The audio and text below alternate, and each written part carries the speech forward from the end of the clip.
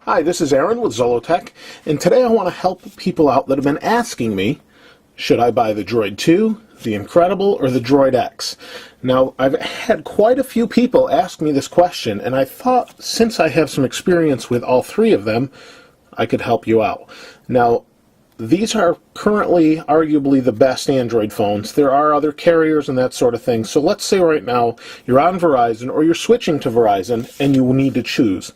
Now, right now, these are the top phones. Again, you could argue that with other carriers and a couple others that are out there, but for the most part, these are considered the best of the best. Tomorrow there could be a better one, but right now this is it. So, here we have the Droid 2, the HTC Incredible, or Droid Incredible, and the Droid X.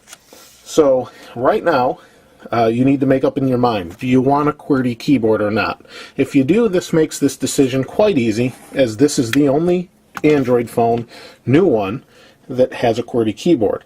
As far as specs go, they're all very similar. They all have 1 gigahertz processors. These have the same processors. Well, this has a Snapdragon, but they're all 1 gigahertz. They all have similar memory. Here we have 8 gigs of onboard storage with an 8 gig card or micro SD card. Here we have 8 gigabytes of internal storage, and here we have a 16 gigabyte internal storage card. So that's what we have as far as specs. Very similar. The memory really doesn't matter too much because you can add that on any of these phones with an SD card. The next question you need to find out or ask yourself is, does the display matter? Because if it does, this is the only OLED screen. So that means it's an organic lighted display, and it's not as good in sunlight, but it does save on battery, and it's very nice and very sharp. Resolutions are all very similar, so I'm not going to go into that. Actual hardware design. That's a big question for a lot of people. Personally, I could give you my opinion because I do like the Incredible's design. It has a different sleek look to it as opposed to the backs of these.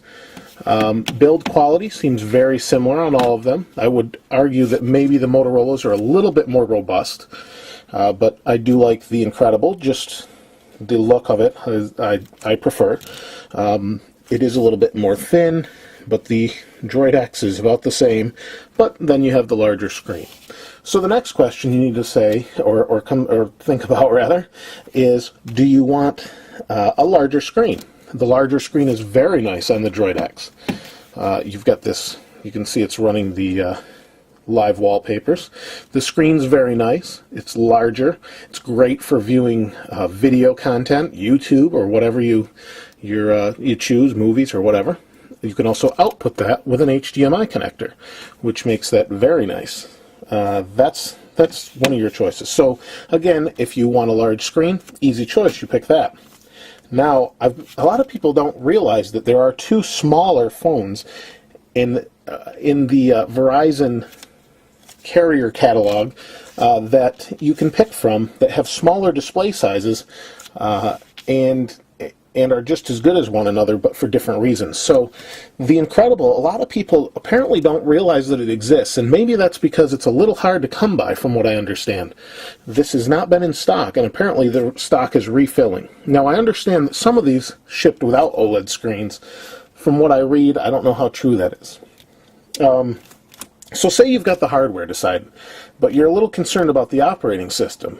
Well, there's really not a worry there at all, because we have Froyo on here.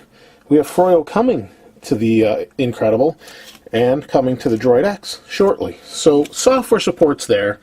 This one's the most current, and that's the way that goes. Now, as far as if you're looking for camera quality and video quality, that's an easy choice, in my opinion, as tests have shown that this is the best. Now, I haven't compared it with this phone yet, but this is an 8 megapixel camera with 720p HD video recording. This doesn't have HD video recording, the Droid 2. This does, or should soon, but camera quality in general is best on the Droid X. That said, there's not a whole lot more other than maybe battery life. My experience has been battery life is best on the Droid Incredible, and I think that's due to the OLED screen, as that takes less power than a backlit LCD screen. There's really not much more to go into other than that. They're all very good phones, reliable, great signal. Signal strength, I would say, is best on the Incredible from the strength or the tests I've done, the grip tests and those sort of things. I just find it to be the best. So let me just show you the screens real quick, side by side, just to give you a better idea, in case this is what you've come down to. So, here's the screens. Let me bring them in really close. Can't see much difference, I'm assuming. But you can see the OLED screen looks a little bit more vibrant right here. Oh, and one big thing is we have the HTC Sense UI on top of this. So if that's your preference, you're going to want to go with the Incredible. As you can tell, I do like the Incredible a lot. But I'm very biased towards the Droid X, so it's a really tough decision for me also. I think the Droid X would win out a little bit for me, just because I do like the larger screen, and it's easier to type on.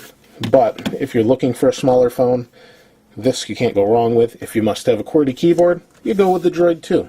I think overall you'll be very happy with the selection you'll find, and I really can't say much more other than that. If you have any questions, though, that you'd like answered, please feel free to ask. I try to answer all the questions I can, and please continue to comment and subscribe. I really appreciate that. And check back for the contests we have coming up. This is Aaron with Zollotech. I'll see you next time.